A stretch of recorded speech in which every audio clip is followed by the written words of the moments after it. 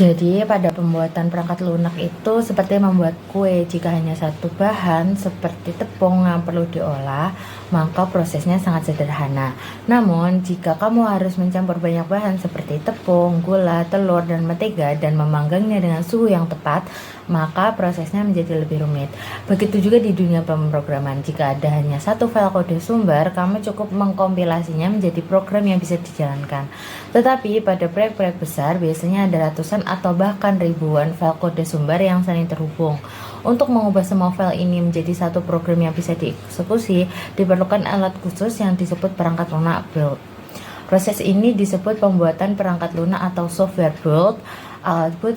Alat build akan mengelola proses kompilasi, menggabungkan file-file yang diperlukan, dan menangani ketergantungan antar file agar program bisa berjalan dengan baik. Ini seperti mengikuti resep kue dengan banyak langkah, tetapi dengan bantuan alat otomatis yang memastikan semuanya akan berjalan secara lancar. Selanjutnya adalah pengujian asap. Adalah metode pengujian perangkat lunak yang dilakukan setelah pengembangan fungsi awal untuk memastikan bahwa fitur-fitur utama aplikasi berfungsi dengan baik. Tes ini dilakukan sebelum pengujian lebih mendalam seperti pengujian fungsional ataupun regresi. Tujuan utamanya untuk mendeteksi kesalahan sejak awal sehingga tim QA tidak perlu menghabiskan waktu untuk menguji aplikasi yang sudah jelas bermasalah. Dalam pengujian ini hanya fitur-fitur inti yang diuji, bukan secara keseluruhan sistem secara mendetail. Contoh pengujian asap yang umum dilakukan meliputi memastikan aplikasi dapat berjalan tanpa error, mengecek apakah tampilan muka atau GUI merespon dengan baik, dan memverifikasi bahwa fitur dasar dapat digunakan. Jika pengujian ini gagal, maka perbaikan perlu dilakukan sebelum pengujiannya dilanjutkan. Oke, di sini ada pengujian sanitas. Jadi, pengujian sanitas atau sanity testing adalah jenis pengujian perangkat lunak yang dilakukan setelah adanya perubahan kecil pada kode atau fungsionalitas untuk memastikan bahwa perbaikan bug tidak menimbulkan masalah baru. Pengujian ini bertujuan untuk memastikan bahwa perubahan yang dilakukan telah diterapkan dengan benar tanpa mengganggu fungsi utama sistem. Nah, fokus utama dari pengujian ini bukan untuk melakukan verifikasi menyeluruh terhadap fungsionalitas baru, melainkan untuk memastikan bahwa perangkat lunak masih beroperasi secara rasional setelah dilakukan perubahan. Misalnya, jika sebuah kalkulator sebelumnya menghasilkan perhitungan yang salah untuk 2 plus 2 sama dengan 5, maka setelah diperbaiki, pengujian sanitas akan memastikan bahwa hasilnya kini benar menjadi 2 plus 2 sama dengan 4. Namun, pengujian ini tidak akan langsung memeriksa fitur yang lebih kompleks, seperti perhitungan trigonometri, karena tujuannya hanya untuk memastikan stabilitas awal setelah perubahan kecil. Nah, jika pengujian ini gagal, maka perangkat lunak akan dikembalikan kepada tim pengembang untuk diperbaiki sebelum dilakukan pengujian lebih lanjut, sehingga dapat menghemat waktu dan biaya pengujian yang lebih mendalam.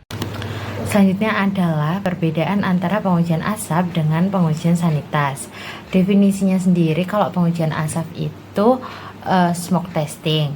Pengujian yang awalnya untuk memastikan bahwa fungsi utama dari suatu aplikasi bekerja dengan baik sebelum dilakukan pengujian lebih lanjut. Jika pengujian asap gagal, maka build perangkat lunak akan ditolak dan pengujian lebih mendalam.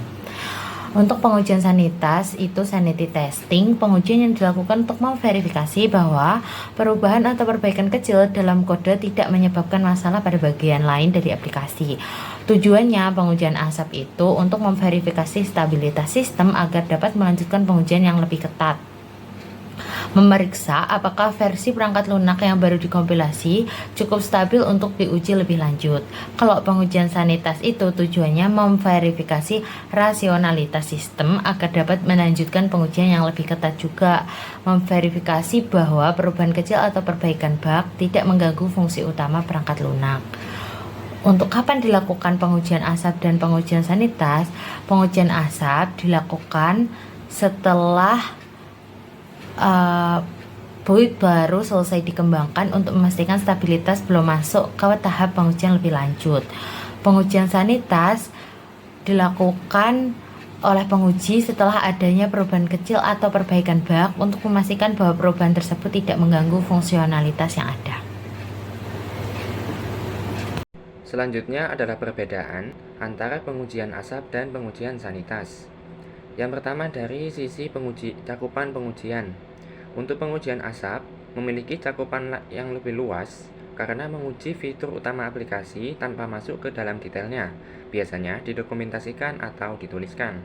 Untuk pengujian sanitas memiliki cakupan sempit karena hanya fokus pada bagian spesifik yang diperbagi atau dirubah, dan biasanya tidak didokumentasikan dan tidak ditulis. Selanjutnya dari sisi jenis pengujian.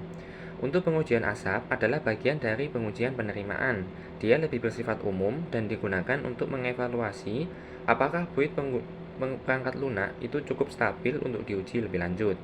Adapun untuk pengujian sanitas adalah bagian dari pengujian regresi. Biasanya dilakukan setelah smoke testing atau pengujian asap, dan hanya jika ada perubahan kecil pada perangkat lunak, untuk memastikan bahwa perubahan tersebut tidak merusak fungsionalitas yang lain. Dan terakhir dari sisi hasil pengujian. Dari pengujian asap, jika gagal, build akan dikembalikan ke pengembang untuk diperbaiki, karena pengujian lebih lanjut itu tidak dapat dilakukan. Jika berhasil, build masuk ke pengujian lebih lanjut seperti functional testing, integration testing, dan regression testing. Dan dari pengujian sanitas, jika gagal, fitur yang baru diperbaiki harus diperiksa dan diperbaiki kembali sebelum lanjut ke tahap berikutnya dan dianggap siap untuk deployment atau pengujian yang lebih dalam.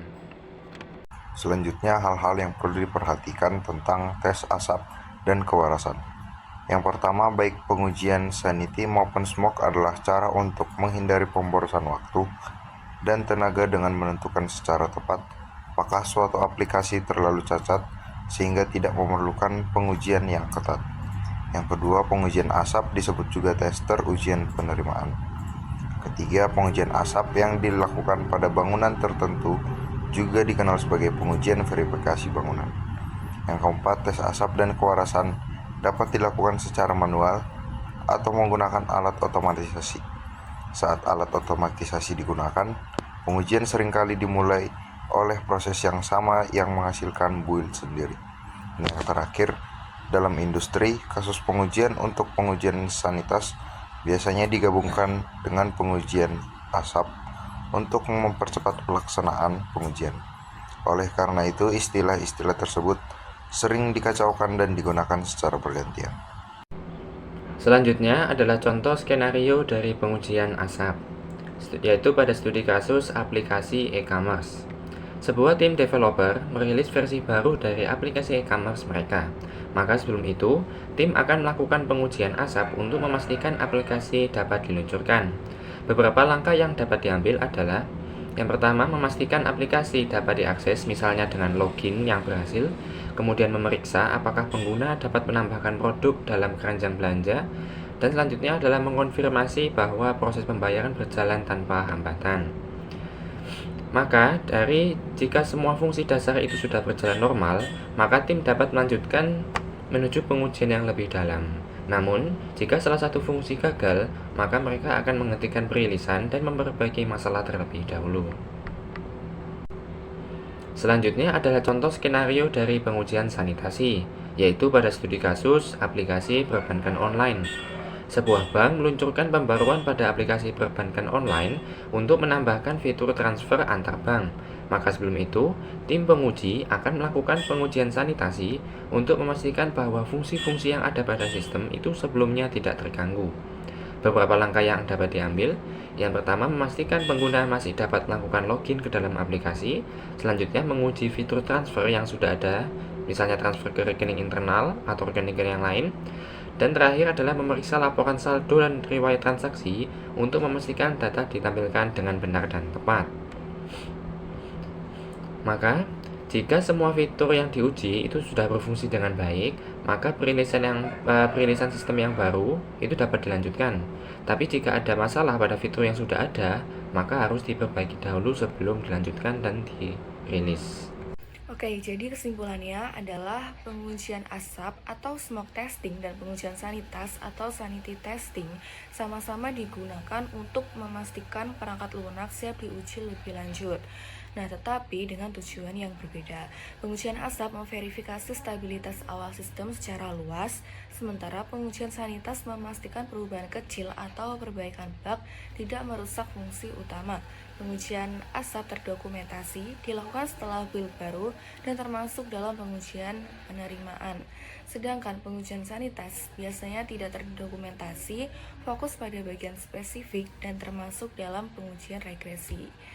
Kemudian, jika pengujian asap gagal, build dikembalikan ke pengembang. Sedangkan jika pengujian sanitas gagal, fitur yang diperbaiki harus dicek ulang sebelum melanjutkan ke tahap berikutnya.